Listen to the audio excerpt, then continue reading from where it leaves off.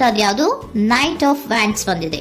ಯಾವುದೋ ಕೆಲವೊಂದು ನಿರ್ಧಾರಗಳನ್ನ ಮಾಡ್ತಾ ಇರುವಂತಹದ್ದು, ಧೈರ್ಯದಿಂದ ಕೆಲವು ನಿರ್ಧಾರಗಳನ್ನ ನೀವು ಮಾಡ್ತಾ ಇರುವಂತಹದ್ದು ರೆಪ್ರೆಸೆಂಟ್ ಆಗ್ತಾ ಇದೆ. ಆಕ್ಷನ್ಸ್ ಅನ್ನ ತಗೋತಾ ಇರುವಂತಹದ್ದು ನಿಮಗೆ ರೆಪ್ರೆಸೆಂಟ್ ಆಗ್ತಾ ಇದೆ ಬಾಟಮ್ ಆಫ್ ದ ಡಕ್ ಅಲ್ಲಿ. ಓಕೆ, ಇನ್ ನಿಯರ್ ಪಾಸ್ಟ್ ನಲ್ಲಿ ಏನಾಗಿದೆ? ನಿಮ್ಮ ಲವ್ ಲೈಫ್ ವಿಚಾರವಾಗಿದ್ರೆ ದ ಫೂಲ್ ಕಾರ್ಡ್ ರೆಪ್ರೆಸೆಂಟ್ ಆಗಿದೆ. ತುಂಬಾನೇ ಚೆನ್ನಾಗಿದೆ, ಜಾಯ್ಫುಲ್ ಆಗಿತ್ತು, ಬಿಗಿನಿಂಗ್ ತುಂಬಾ ಚೆನ್ನಾಗೇ ಇದೆ. ಕಾರ್ಡ್ ಬಂದಿರುವಂತಹದ್ದೇನು? ವೀಲ್ ಆಫ್ ಫಾರ್ಚೂನ್ ಬಂದಿದೆ. ಸೊ ನಿಮ್ಮ ಲವ್ ಲೈಫಿನ ವಿಚಾರವಾಗಿ ನೀವು ಕೆಲವೊಂದು ಬದಲಾವಣೆಗಳನ್ನ ನೀವು ಮಾಡ್ಕೊಂಡಿರುವಂತಹದ್ದು ಇಲ್ಲಿ ರೆಪ್ರೆಸೆಂಟ್ ಆಗ್ತಾ ಇದೆ. ಕ್ವೀನ್ ಆಫ್ ಕಪ್ಸ್ ಏನನ್ನ ರೆಪ್ರೆಸೆಂಟ್ ಮಾಡುತ್ತೆ? ಸೊ ಕ್ವೀನ್ ಆಫ್ ಕಪ್ಸ್ ನೀವು ಯಾಕೆ ಬದಲಾವಣೆಗಳನ್ನ ಮಾಡ್ಕೊಂಡಿದ್ದೀರಾ? ಕೆಲವೊಂದು ರೀತಿಯ ಸ್ಟೇಬಲ್ ಇರಬೇಕು, ಬಹಳ ಕೇರ್ ಅನ್ನ ಮಾಡ್ತಾ ಇರುವಂತಹದ್ದು, ಲವ್ ಲೈಫಿನ ವಿಚಾರವಾಗಿ ಬಹಳಷ್ಟು ಇಂಟ್ರೆಸ್ಟ್ ಅನ್ನ ತಗೊಂಡಿರುವಂತಹದ್ದು ನಿಯರ್ ಪಾಸ್ಟ್ ನಲ್ಲಿ ರೆಪ್ರೆಸೆಂಟ್ ಆಗ್ತಾ ಇದೆ. ಓಕೆ, ಅಟ್ ಪ್ರೆಸೆಂಟ್ ನಲ್ಲಿ ಯಾಕೋ ನಿಮ್ಮಲ್ಲಿ 2 ಆಪ್ಷನ್ಸ್ ಗಳಿರುವಂತಹದ್ದು ರೆಪ್ರೆಸೆಂಟ್ ಆಗ್ತಾ ಇದೆ. ಯಾಕೋ 2 ಆಲೋಚನೆಗಳನ್ನ ನೀವು ಮಾಡ್ತಾ ಇರುವಂತಹದ್ದು ಅಟ್ ಪ್ರೆಸೆಂಟ್ ನಲ್ಲಿ ರೆಪ್ರೆಸೆಂಟ್ ಆಗ್ತಾ ಇದೆ. 2 ಆಯ್ಕೆಗಳು ನಿಮ್ಮಲ್ಲಿ ಇರುವಂತಹದ್ದು, 2 ಆಲೋಚನೆಗಳನ್ನ ಮಾಡ್ತಾ ಇರುವಂತಹದ್ದು, ಏನೋ ಒಂದು ರೀತಿಯ ಕನ್ಫ್ಯೂಷನ್ಸ್ ಅಲ್ಲಿ ಇರುವಂತಹದ್ದು ನಿಮ್ಮ ಲವ್ ಲೈಫ್ ನ ವಿಚಾರವಾಗಿ ರೆಪ್ರೆಸೆಂಟ್ ಆಗ್ತಾ ಇದೆ. ಓಕೆನಾ? ಸೆಕೆಂಡ್ ಕಾರ್ಡ್ ಯಾವ್ದು ಬಂದಿದೆ? 10 ಆಫ್ ಕಪ್ಸ್ ಬಂದಿದೆ. ಸೊ 10 ಆಫ್ ಕಪ್ಸ್ ನಿಮ್ಗೆ ಫುಲ್ಫಿಲ್ಮೆಂಟ್ ಇರುತ್ತೆ, ಸಮಾಧಾನ ಇರುತ್ತೆ, ಖುಷಿಯಾಗಿರುತ್ತೆ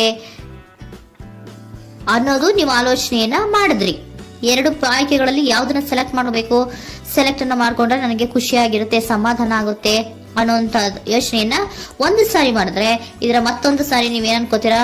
ಏನಾದ್ರು ನನಗೆ ಇದರಿಂದ ಮೋಸ ಆಗುತ್ತಾ, ಅಥವಾ ಇದರಿಂದ ನನಗೇನಾದ್ರು ತೊಂದರೆ ಆಗುತ್ತಾ, ನಾನು ರಕ್ಷಣೆ ಮಾಡ್ಕೋಬೇಕಾಗತ್ತಾ ಅನ್ನೋಂತಹ ಆಲೋಚನೆಯನ್ನು ಕೂಡ ನೀವು ಮಾಡುವಂತದ್ದು ರೆಪ್ರೆಸೆಂಟ್ ಆಗ್ತಾ ಇದೆ. ಯಾಕೋ ನಿಮ್ಮಲ್ಲಿ ಸಮಾಧಾನ ಇಲ್ಲ, ಕನ್ಫ್ಯೂಷನ್ಸ್ ಇದೆ, 2 ಆಯ್ಕೆಗಳು, ಯಾವ ನಿರ್ಧಾರವನ್ನ ಮಾಡಬೇಕು ಗೊತ್ತಾಗ್ತಿಲ್ಲ. ಸೊ ಅದಕ್ಕೆ ನೋಡಿ, ನೀವು ಬೇಜಾರಿನಿಂದ ಮೂವಿಂಗ್ ಆನ್, ಬದಲಾವಣೆ ಆಗ್ತಾ ಇರುವಂತಹದ್ದು ರೆಪ್ರೆಸೆಂಟ್ ಆಗ್ತಾ ಇದೆ. ಚೇಂಜಸ್ ಅನ್ನ ಮಾಡ್ಕೋತಾ ಇರುವಂತಹದ್ದು ಇಲ್ಲಿ ಪ್ರೆಸೆಂಟ್ ನಲ್ಲಿ ರೆಪ್ರೆಸೆಂಟ್ ಆಗ್ತಾ ಇದೆ. ಯಾಕೋ ಬೇಜಾರಿನಿಂದ ಕೆಲವೊಂದು ರೀತಿಯ ಬದಲಾವಣೆಗಳನ್ನ ನೀವು ಮಾಡ್ಕೋತಾ ಇರುವಂತಹದ್ದು 6 ಆಫ್ ಸೋರ್ಟ್ಸ್ ಅಲ್ಲಿ ರೆಪ್ರೆಸೆಂಟ್ ಆಗ್ತಾ ಇದೆ. ನೀವು ಈ 6 ಆಫ್ ಸೋರ್ಟ್ಸ್ ಏನನ್ನ ರೆಪ್ರೆಸೆಂಟ್ ಮಾಡುತ್ತೆ ಅಂದ್ರೆ, ನಾನು ಲವ್ ಲೈಫ್ ನ ವಿಚಾರವಾಗಿ ಒಂದು ಬೆಟರ್ ಆಪ್ಷನ್ಸ್ ಅನ್ನ ಸೆಲೆಕ್ಟ್ ಮಾಡ್ಕೋಬೇಕು ಅನ್ನುವಂತಹ ಆಲೋಚನೆಯನ್ನ ಮಾಡ್ತಾ ಇರುವಂತದ್ದು ರೆಪ್ರೆಸೆಂಟ್ ಆಗ್ತಾ ಇದೆ. ಓಕೆನಾ? ನೀವೇನಂದ್ರೆ ಅಟ್ ಪ್ರೆಸೆಂಟ್ ನಲ್ಲಿ ನಿಮ್ಮ ಲವ್ ಲೈಫ್ ನ ವಿಚಾರವಾಗಿ ಬೆಟರ್ ಆಪ್ಷನ್ ಬಗ್ಗೆ ಯೋಚನೆಯನ್ನ ಮಾಡ್ತಾ ಇರುವಂತಹದ್ದು, ಅದರ ಬಗ್ಗೆ ಸ್ವಲ್ಪ ಕನ್ಫ್ಯೂಷನ್ ಅಲ್ಲಿ ಇರುವಂತಹದ್ದು ಅಟ್ ಪ್ರೆಸೆಂಟ್ ನಲ್ಲಿ ರೆಪ್ರೆಸೆಂಟ್ ಆಗ್ತಾ ಇದೆ. ಬಟ್ ನಿಯರ್ ಫ್ಯೂಚರ್ ನಲ್ಲಿ ಏನಿದೆ? 3 ಆಫ್ ಸೋರ್ಟ್ಸ್ ಇದೆ.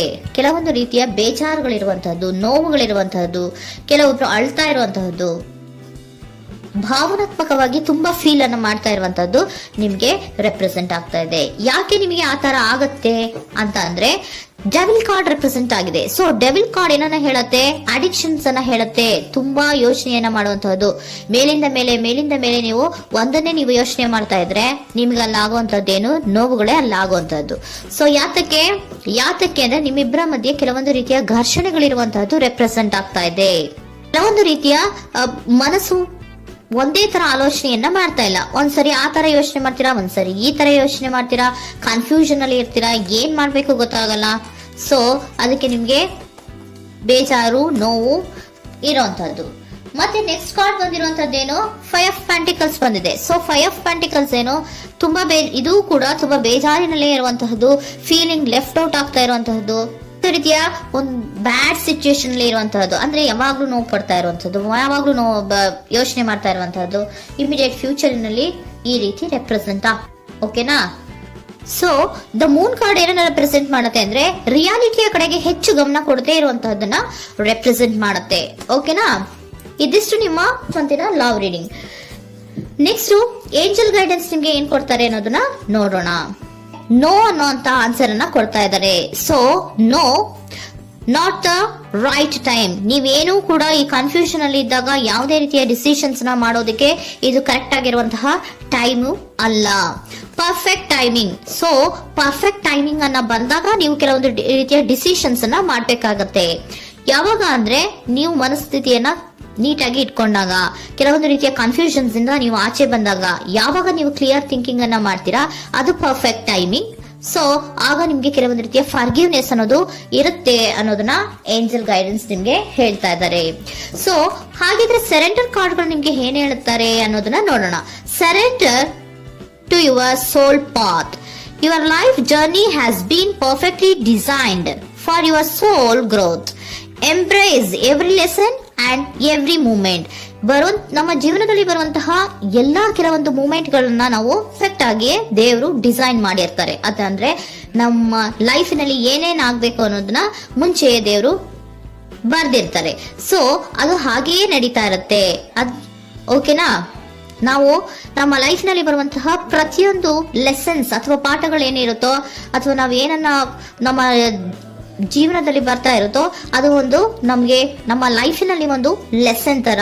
ಸೊ ಅದನ್ನ ನಾವು ಎವ್ರಿ ಮೂಮೆಂಟ್ ಅನ್ನ ಕೂಡ ನಾವು ಎಂಬ್ರೇಸ್ ಸ್ವೀಕರಿಸಬೇಕು. ಯಾವಾಗ್ಲೂ ಕೂಡ ಅದನ್ನು ಸ್ವೀಕರಿಸಿಕೊಂಡು ಮುಂದೆ ಮುಂದೆ ಹೋಗ್ತಾ ಇರಬೇಕು. ಪ್ರತಿ ನಿಮಿಷವೂ ಕೂಡ ಒಂದೊಂದು ರೀತಿಯ ನಮಗೆ ಪಾಠ ಇದ್ದ ಹಾಗೆ ಅಂತ ಹೇಳ್ತಾ ಇದ್ದಾರೆ. Surrender unhealthy relationship. Surrender unhealthy relationship. Let go a relationship that don't serve you, including unavailable or toxic people. You deserve to be treasured by others and to be surrounded by positive people. Unhealthy relationship ನ ಕಡೆಗೆ ಹೆಚ್ಚು ಗಮನವನ್ನ ಕೊಡಬೇಡಿ. ಈ toxic people ನ ಕಡೆಗೆ ಹೆಚ್ಚು ಗಮನವನ್ನ ಕೊಡಬಾರ್ದು. So ಯಾವಾಗ್ಲೂ ನಾವು ಪಾಸಿಟಿವ್ ಆಗಿ ಥಿಂಕ್ ಮಾಡುವಂತಹ, ಪಾಸಿಟಿವ್ ಆಗಿ ಆಲೋಚನೆ ಮಾಡುವಂತಹ ಜನಗಳ ಜೊತೆಯಲ್ಲಿಯೇ ನಾವು ಹೆಚ್ಚು ಇರಬೇಕು ಅನ್ನೋದನ್ನ ನಿಮ್ಗೆ ಸರೆಂಡರ್ ಕಾರ್ಡ್ ಹೇಳ್ತಾ ಇದ್ದಾರೆ.